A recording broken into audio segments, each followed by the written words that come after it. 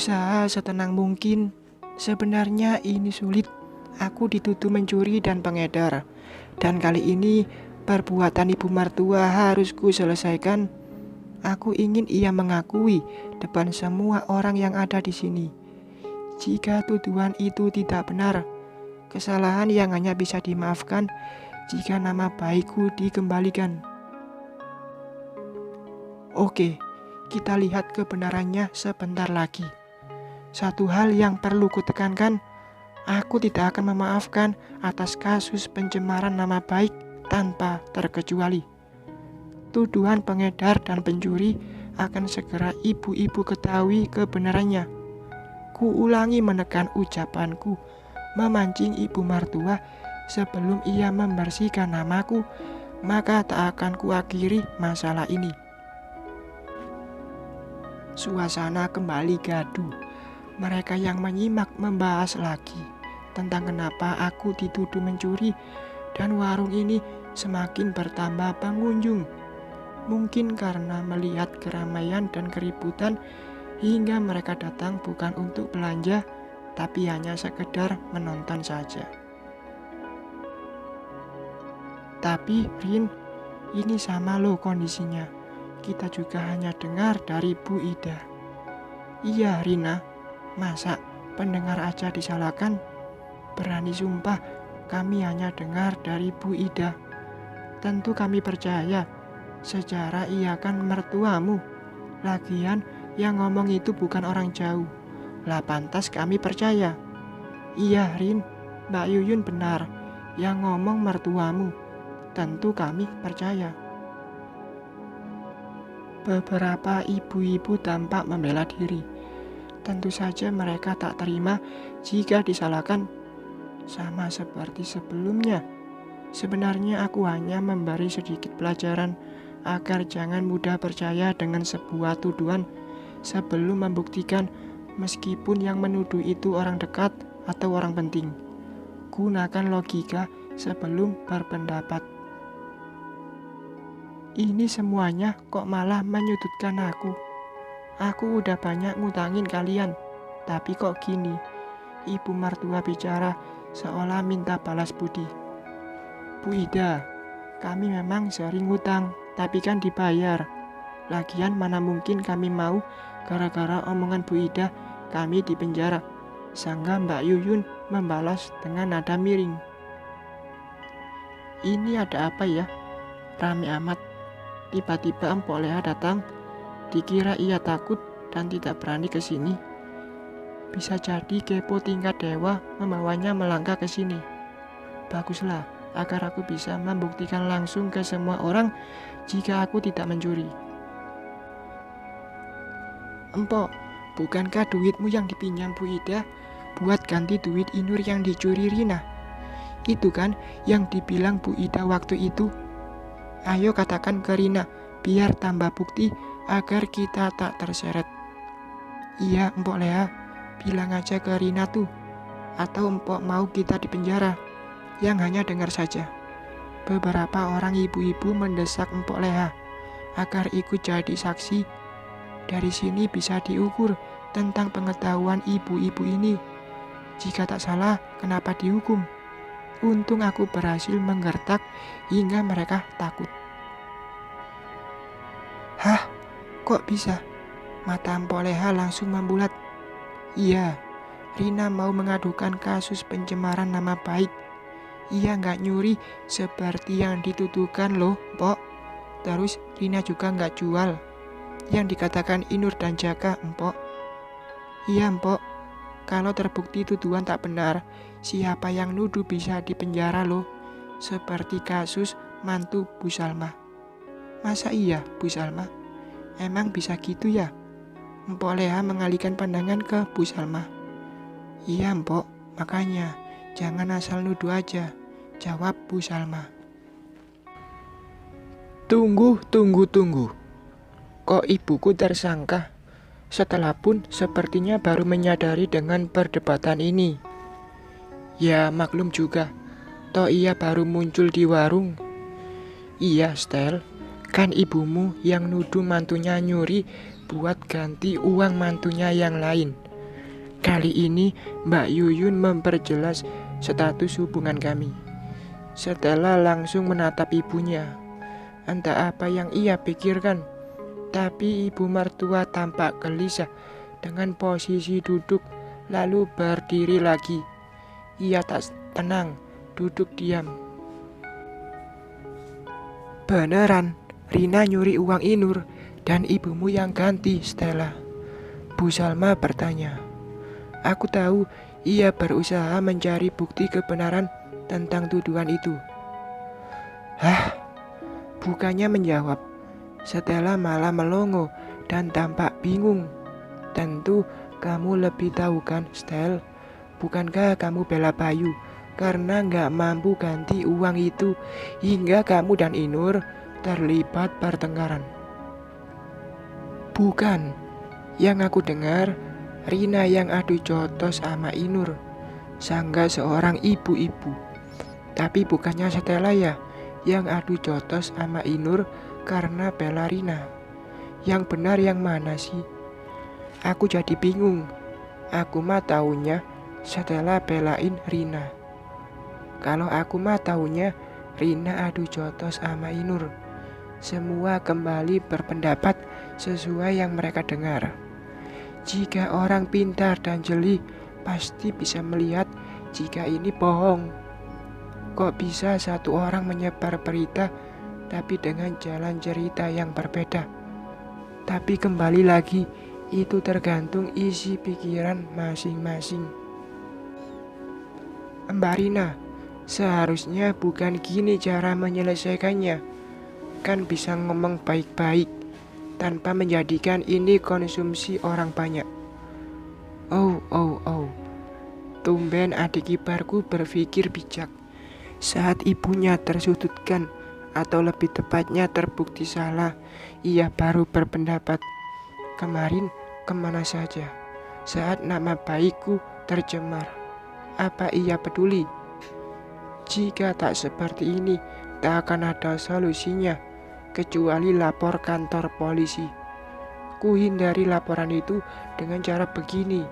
Itu karena aku mengingat ibunya sudah tua dan ibu suamiku. Aku tadinya nggak tahu jika difitnah. Aku kesini ingin menyapa ibu yang masih berstatus ibu mertuaku. Tapi apa tanggapannya? Ibu malah menatap dan bicara sinis. Dan ibu-ibu di sini mengungkapkan jika aku mempengaruhimu buat make barang haram itu. Loh, kok bisa sih? Sepertinya Stella juga tak mengetahui ini. Nah, sekarang kamu jelaskan, pernah nggak aku mengajakmu pakai? Jangan dengerin dia, Stella. Sekarang kamu masuk. Tidak ibunya, tapi Bu, kok masuk? Bentak ibunya. Kenapa setelah harus masuk, Bu Ida? Toh ia juga saksinya kok. Atau yang ibu sebarkan itu tidak benar, kata Mbak Yuyun. Ibu mertua malah terdiam tanpa menjawab. Terlihat ia seperti maling ketahuan, sangat memalukan. Astaga Bu, ini mantumu loh, kok tega amat nuduh gitu? Iya, padahal Rina udah mendampingi Bayu dengan keadaannya sekarang. Kalau perempuan lain mah udah ninggalin suami kayak Bayu. Seharusnya Bu Ida berterima kasih ke Rina yang tetap setia sama Bayu. Iya Bu, kok tega banget memfitnah. Cukup, jangan asal bicara menceramahi aku. Itu hak aku jika mau ngomong apa. Salah kalian percaya gitu aja. Makanya punya otak ya gunakan buat mikir, bukan menelan mentah-mentah ucapan orang. Ya Tuhan, secara tak langsung ibu mertua mengakui kebohongannya. Aku berhasil memancing agar ia mengakui. Sekarang menunggu Inur yang dari tadi tak muncul lagi. Katanya mau ambil ponsel. Jadi beneran, jika jika Rina nyuri uang Inur itu fitnah. Ibu mertua tak menjawab. Ia berpaling, seakan mengabaikan pertanyaan Mpok Leha. Jawab dong, Bu Ida. Jangan diam aja. Jika Bu Ida tidak mengakuinya, jangan salahkan kami. Pindah langganan ke warung lain. Iya, Bu Ida. Karena jika tetap belanja di sini, kami ikut terpengaruh. Ih, enggak banget deh. Jadi, aku tak perlu cari tahu lagi. Sekarang udah jelas, jika aku tidak mencuri. Kupalingkan pandangan ke Stella. Stella, bicara yang jujur, buat apa uang itu dipinjam ibumu dari Mpok Leha? Ya mana aku tahu, lagian buat apa juga. Lah kamu itu hanya mantu, seharusnya jaga sikap ke mertua. Ini malah mentang-mentang. Dari raut wajah Stella, ia tak suka dengan permintaanku. Kamu nuduh aku tak jaga sikap. Seandainya kamu dituduh mencuri, kamu bisa diam jika tak melakukannya. Apaan sih? Itu urusanmu sama ibu. Kok bawa aku sih? Oke, aku tak akan melibatkanmu. Tapi aku punya cara menyelesaikannya. Mungkin dengan membawa kasus ini ke polisi membuatmu meluruskan yang terjadi. Tentu polisi akan meminta keteranganmu, Stella. Ini hanya ancaman. Sebenarnya tak tega melaporkan orang tua ke polisi. Teringat saja, seandainya ibuku dipenjara. Lagi, rasa kemanusiaan mengalahkan emosi yang tak terima difitnah. Tapi tidak untuk Inur dan Jaka. Nggak bisa gitu dong. Aku kan nggak ngomong apa-apa. Kok malah bawa-bawa aku sih? Kalau nggak mau meluruskan yang terjadi, ya polisi yang bertindak, Stella, ucap Bu Salma, yang lebih mengerti dari ibu-ibu yang lain. Ih, ibu, kok malah merepotkan aku? Ibu ngomong ya, dipikir dulu. Gini kan, aku jadi malu. Stella tak ragu menyalahkan ibunya depan orang banyak. Astaga, apa ia tak punya bahasa yang lebih baik? Bagaimanapun juga, tetap ibu kandungnya. Lagian semua yang terjadi lantaran membela dia. Ibu nggak punya solusi lagi, Stel. Suara ibu mertua sudah mulai melunak. Terlihat matanya berkaca saat Stella menyalakannya. Iya, tapi mikir dululah. Ini aku dibawa-bawa, sementara kerjaanku belum selesai. Aku capek. Inur menyuruhku, inilah itulah. Aku bukan pembantu. Ibu cari pinjaman, tetap aja nggak menyelesaikan masalah. Hah? Inur menyuruh Stella. Kok bisa ya? Atau jangan-jangan karena aksi pergulatan mereka hingga Stella membayar dengan jadi seperti pembantu. Ku perhatikan kuku Stella tidak panjang seperti dulu. Wow, apakah Stella akhirnya merasakan jadi seperti pembantu? Tapi ibu nggak punya cara lagi. Lagian malu orang tahu nak. Ih, ibu nggak bisa diharapkan. Bikin aku malu aja, bentak Stella. Padahal ia anak paling disayang. Tapi kok begini balasan Stella? Aku hanya ingin ibu dan Stella bicara yang sebenarnya. Jika itu dilakukan, masalah ini selesai. Itu lantaran aku masih menghargaimu, Bu. Dengan tegas kuucapkan, bukan aku tega, tapi nama baikku penting. Jika tidak bertindak, akan menjadi suatu kebiasaan lagi dan lagi. Ibu yang jelasin, toh ini perbuatan ibu kok. Tapi Stel, uangnya kan buat bayar perlakuanmu, liri ibu mertua.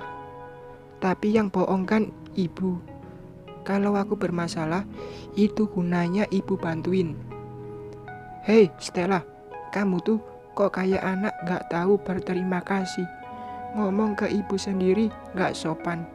Bu Salma menegur Stella. Aku kan ngomong apa adanya. Bukannya sadar, Stella malah makin membantah. Untung anakku tidak seperti kamu. Kayak gak pernah diajarin cara ngomong dan bersikap. Kamu siapa? Ikut ngajarin aku. Kamu bukan ibuku kok. Aku hanya ingatin agar kamu gak salah bersikap. Anak gadis itu harus jaga sikap dan omongan agar dapat jodoh yang baik. Siapa jodohku bukan urusanmu. Ajarin sana anakmu. Aku tak butuh. Ya ampun, apakah ada babak berikutnya? Barusan aksi antara Bu Salma dan Inur. Haruskah ada aksi antara Stella dan Bu Salma? Urusan belum selesai, tapi ada saja masalah lain yang timbul. Dibilangin ngeyel, bukan urusanmu. Jadi jangan ikut campur dalam hidupku. Stella makin emosi. Ibunya hanya diam sambil menyeka air mata. Aku tahu ia terluka akibat omongan Stella yang selama ini anak kesayangannya. Ada rasa kasihan dan ada rasa benci akibat ia memfitnahku. Bahkan hinaan kembali terngiang. Udah Bu Salma, ia tuh gak bisa diajarin, makanya ibunya menangis. Iya Bu Salma, ini contoh anak berpendidikan tapi tak beretika. Iya, bikin malu orang tua aja. Siap-siap aja jadi bahan contoh gak baik. Kayaknya kita gak usah ke warung ini lagi. Anaknya tak beretika, ibunya tukang bohong. Malu-maluin. Tunggu ibu-ibu, tolong jangan bicara itu lagi. Tolong maafkan putriku. Iya, aku menjadikan Rina kambing hitam atas pertengkaran Inur dan Stella. Inur minta uang pengobatan dan beli krim wajahnya karena Stella mencakar Inur. Aku gak punya uang, makanya pinjam uang Leha. Begitulah ceritanya. Tolong maafkan kebohonganku. Ini semata-mata demi nama baik Stella dan agar ia tidak dipenjara. Jika Inur lapor ke polisi, akhirnya ada pengakuan dan minta maaf ibu mertua.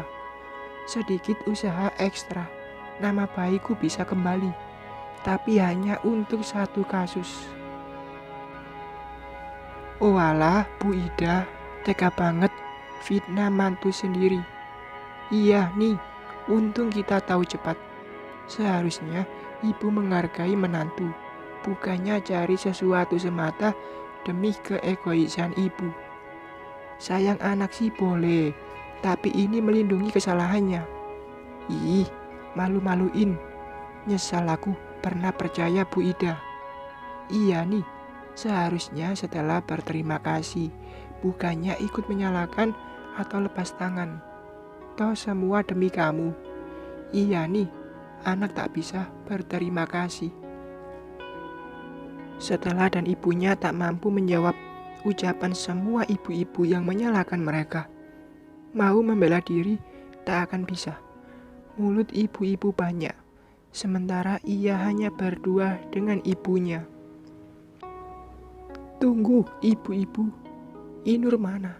Katanya hanya mau ambil HP, tapi kok nggak muncul lagi. Pas sekali, tadinya aku mau bicarakan itu.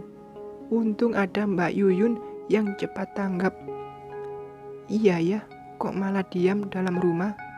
Ayo, kita bawa ia keluar. Ayo. Beberapa ibu-ibu melangkah menuju rumah.